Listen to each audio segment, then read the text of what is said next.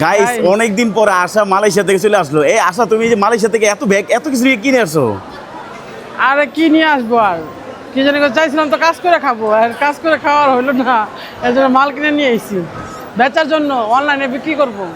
তো গাইস দেখেন, আশা অনলাইনে বিক্রি করার জন্য অনেক কিছু নিয়ে এসে, আশা অনলাইনে বিক্রি আপনারা কিনবেন না বলেন, আমি তো অনলাইনে অনেক কিছু বিক্রি করবো এর জন্য। তাহলে এই যে তুমি যে এত এত ব্যাগেজ নিয়েছো কেন? তুমি এই যে একা গেলা, এই হানিমুনে গেছো, তাই হানিমুনে যে এত কিছু নিয়ে আসার কারণ? আর বললাম না অনলাইনে বিক্রি করবো, বুঝো না বাংলা কথা। তো গাইস যাই হোক, দেখেন, আপনারা দোয়া করেন যে আমি জানি নতুন একটা ব্যবসা খুলতেছি, আপনারা অবশ্যই সাপোর্ট করবেন আশা করি। ঠিক আছে, তাহলে এই যে কতদিন পর আসলা তুমি? আসলাম তো 4-5 দিন পরে আসলাম। তা গাইস দেখেন, মানুষ 2-4-5-10 বছর পর আয়, আর আসা 4 দিন পরে আমাদের দেশে চলে আইছে। হানিমুনে কি কেমন কাটলো তোমার হানিমুন? অনেক ভালো কাটলো। আর দেখুন এখানে আইসা অনেকজনারই মানে ফ্যামিলিগত আসছে, আর আমার তো কেউই আসে নাই, দেখছেন মানে অনেকদিন পর আত্মীয় স্বজন আসাতে।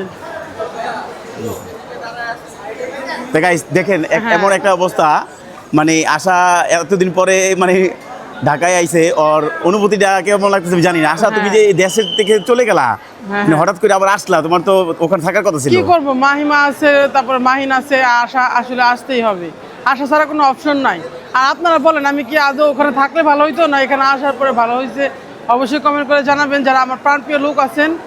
আর দেখি কি করা যায়, খুব কষ্ট লাগতেছে এখানে আসার পরে। তা গাইস আপনারা দোয়া করবেন। আশা দেখেন অনেকদিন পরে আসছে।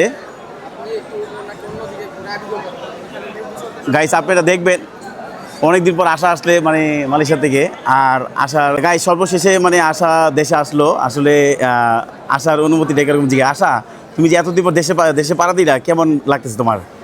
তোর জন্য এসে পড়ছি, তোর বিয়ে করে আমি আমার এখানে থাকতে পারলাম না, বুঝতে পারছেন কার টানে আসলা তুমি দেশে? আরে আমার বাচ্চা আছে না, এটা কেমন কথা?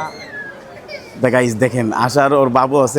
তুমি কি মাহিনের দিকে তাকে তুমি আইসা বললা? হ্যাঁ অবশ্যই। আর হলো ওকে বিয়ে করাতে কি কারণে থাকতে পারলাম না, ও আমাকে বলতেছে যে আসলে কাজ করা ঠিক হবে না, ও আমার কাজ করে খাওয়াবে ইনশাল্লাহ।